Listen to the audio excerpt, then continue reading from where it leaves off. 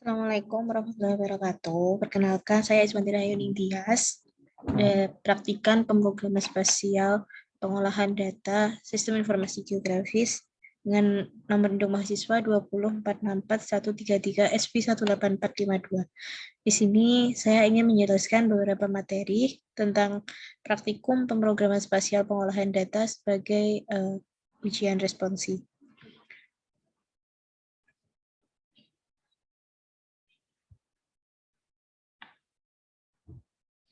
Untuk cakupan materi dari praktikum pemrograman spasial pengolahan data ada 12, yaitu pertama pengenalan Google Earth Engine, kemudian pengambilan temperatur permukaan dari data MODIS dengan menggunakan Google Earth Engine, yang ketiga yaitu supervisi klasifikasi dengan menggunakan Google Earth Engine, yang keempat yaitu ekstraksi night light, NO2, dan slope dari citra dengan Google Earth Engine.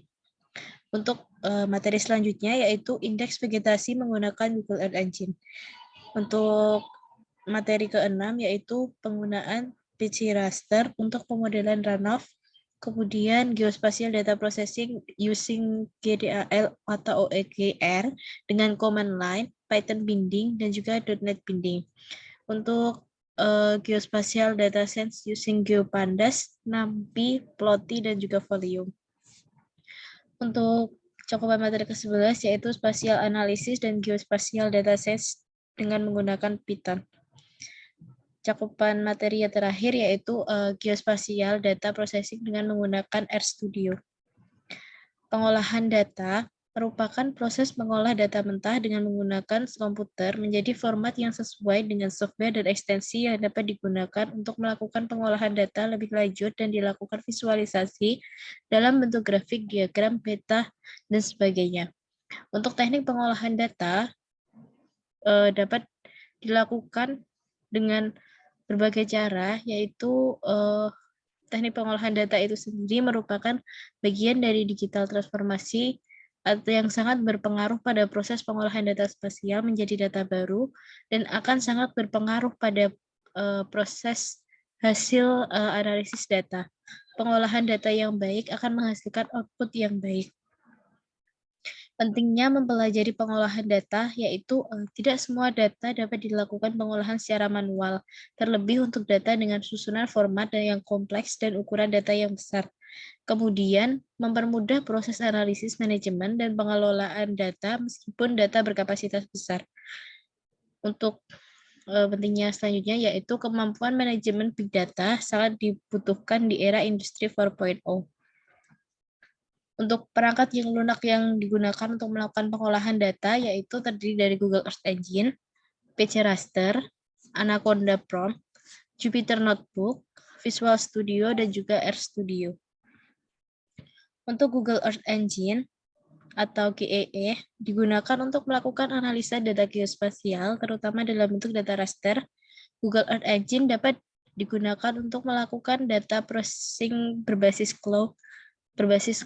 Penggunaan Google Earth Engine dapat memanfaatkan untuk melakukan pengolahan data yang lebih kompleks sesuai dengan kebutuhan yang akan digunakan pada application program interface yang tersedia dalam bentuk bahasa Python dan juga JavaScript.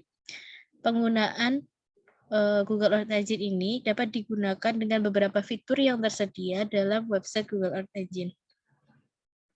Untuk pemanfaatan GEE dalam pengolahan data, yaitu ada 4. Yang pertama yaitu land surface berupa temperatur permukaan dari data MODIS, kemudian image processing dengan supervised klasifikasi, yang ketiga yaitu ekstraksi night light, NO2, dan slope dari data citra satelit, kemudian untuk pemanfaatan yang terakhir yaitu indeks vegetasi.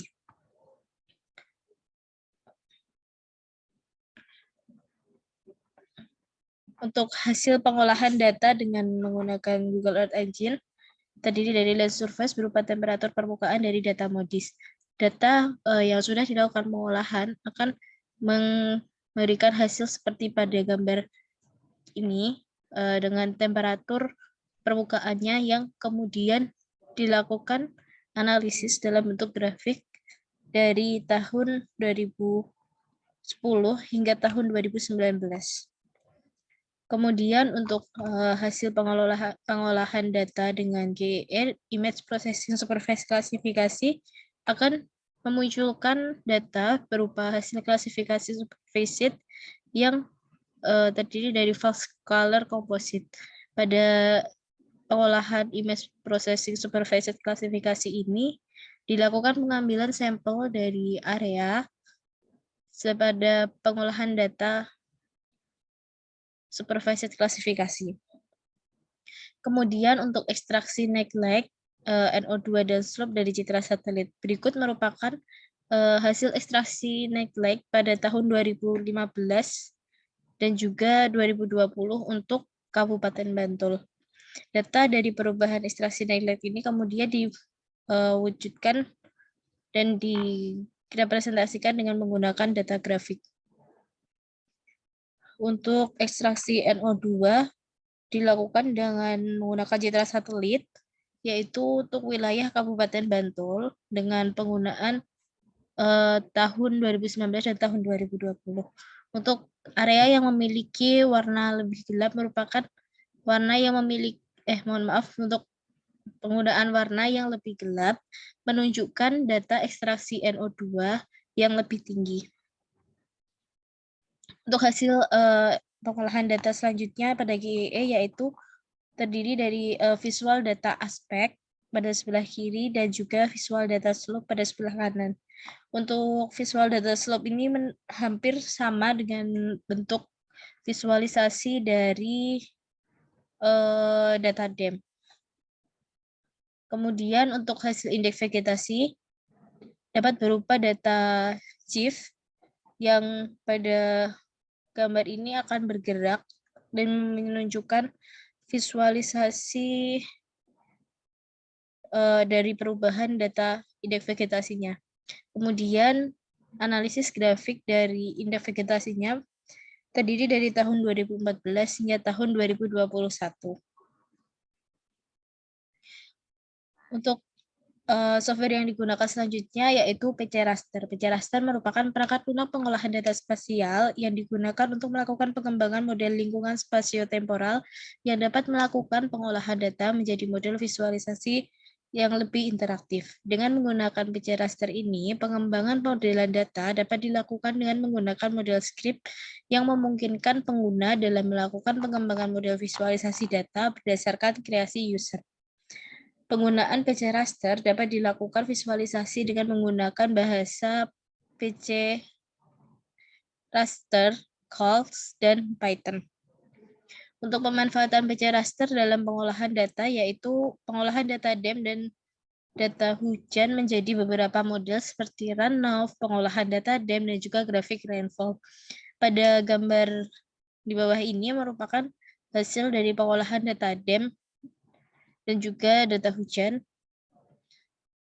Untuk pada sebelah kanan merupakan grafik dari rainfall yang menunjukkan dari perubahan hujan. Untuk pengolahan data selanjutnya yaitu dengan menggunakan GDAL command line, Geospatial Data Abstraction Library atau GDAL merupakan library pengolahan data spasial yang digunakan untuk melakukan pengolahan data format raster dan juga vektor. GDAL bersifat open source sehingga dapat digunakan dan diakses secara bebas untuk melakukan pengolahan data spasial dengan menggunakan command line. Pengolahan data spasial raster dan vektor dapat dilakukan pengolahan data dengan menggunakan GDAL dan juga software Anaconda Prom. Untuk data vektor dilakukan pengolahan dengan melakukan konversi data dengan format JPEG to TIFF, kemudian data DEM menjadi data hillside dan juga data shapefile menjadi data KML. Untuk pengolahan data raster dapat dilakukan dengan melakukan ekstraksi data menggunakan format GDAL.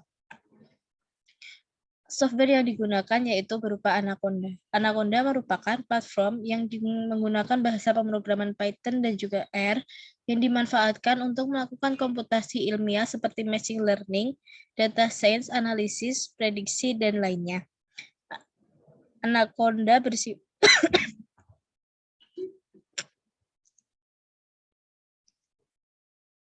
yang dimanfaatkan untuk melakukan komputasi ilmiah seperti machine learning, data science, analis prediksi, dan lainnya. Anaconda bersifat open source dan komersial edisi yang dilengkapi dengan berbagai library pendukung dalam pengolahan data.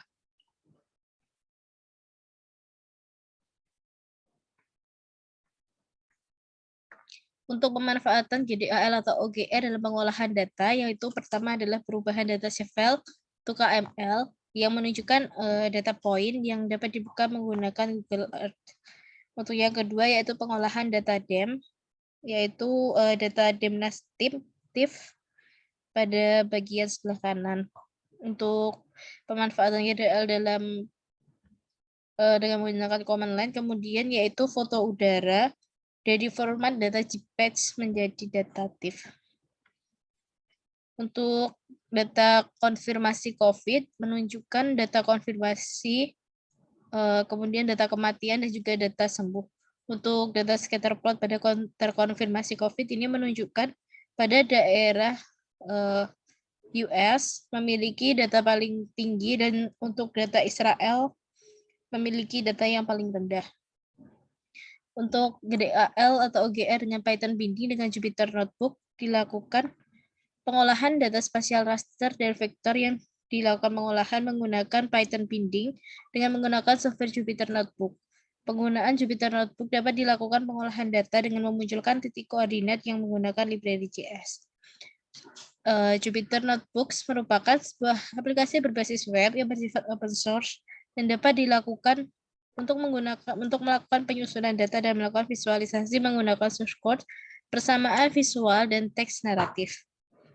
Untuk hasil dari pengolahan data yaitu dengan menggunakan Jupyter Notebook yaitu tampilan titik koordinat pada Jupyter Notebook yang sudah dimasukkan koordinatnya pada bagian source code. Yang kedua yaitu tampilan koordinat yang membentuk poligon dan dengan Jupyter Notebook. Untuk visualisasi persebaran kasus COVID-19 global dapat divisualisasikan dalam bentuk tabel, diagram plot, diagram garis, peta interaktif. Seperti pada gambar sebelah ke tengah atas merupakan contoh visualisasi dari persebaran COVID-19 untuk analisis zomato, global warming, dan sebaran COVID. Dan pada gambar bawah menunjukkan contoh visualisasi dari global warming. Untuk Python binding dengan .NET binding merupakan library yang bersifat open source sehingga dapat digunakan untuk mengakses beberapa library secara bebas dengan menggunakan command line. Penggunaan library ini diantaranya pada QGIS, Saga, Grace. Kemudian pada GDAL digunakan untuk menerjemahkan format data dari beberapa data format raster dan juga format data vektor. Pengolahan data spasial raster dan vektor dapat dilakukan dengan menggunakan pengolahan data menggunakan GDAL berupa .NET binding dengan menggunakan software Visual Studio. Penggunaan Visual Studio dapat dilakukan pengolahan data dengan memunculkan titik koordinat dan data spasial dengan menggunakan referensi dot spasial dan Krypton Ribbon. Untuk Visual Studio sendiri merupakan software yang digunakan untuk melakukan pengembangan aplikasi personal ataupun komponen aplikasi lainnya dalam bentuk aplikasi konsol dan aplikasi Windows serta berbasis web dengan menggunakan bahasa C#, C++, Visual Basic, dan juga Visual Basic.NET. Berikut merupakan tampilan dari hasil .NET binding, yaitu berupa tampilan Sistem Informasi Spasial Kabupaten Sleman.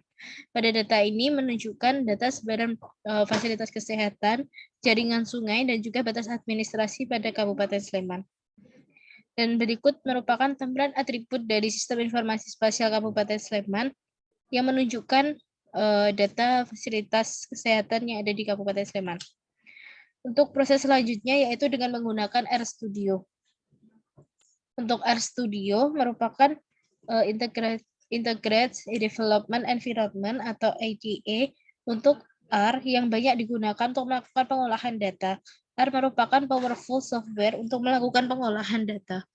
R dibuat dengan tujuan untuk melakukan komputasi statistik dan grafis yang tersedia dalam beberapa package yang dapat memudahkan proses pengolahan data. Untuk pemanfaatan RStudio terdiri dari pengolahan data raster berupa komposit, stacking, ekstraksi, nilai NDVI, sampel ROI, dan lain-lain. Yang kedua yaitu pengolahan data tabular CSV menjadi data ENSO. Pada gambar atas merupakan contoh hasil dari pengolahan NDVI, dan untuk gambar bawah merupakan contoh hasil pengolahan data ENSO. Kesimpulan dari materi yang telah dibuat yaitu pengolahan data spasial dapat dilakukan dengan menggunakan berbagai software pengolahan data sesuai dengan tujuan dari pengolahan data spasial yang berbeda. Penggunaan software perangkat lunak dapat dilakukan sesuai dengan kebutuhan terkait dengan teknik yang dapat dilakukan pengolahan data dan akan memberikan pengaruh pada data yang diperoleh. Mungkin itu saja yang dapat saya sampaikan dalam materi penjelasan materi responsi praktikum pemrograman pengolahan data spasial. Kali ini, apabila ada salah kata dalam penyampaian, mohon dimaafkan. Sekian dari saya. Terima kasih.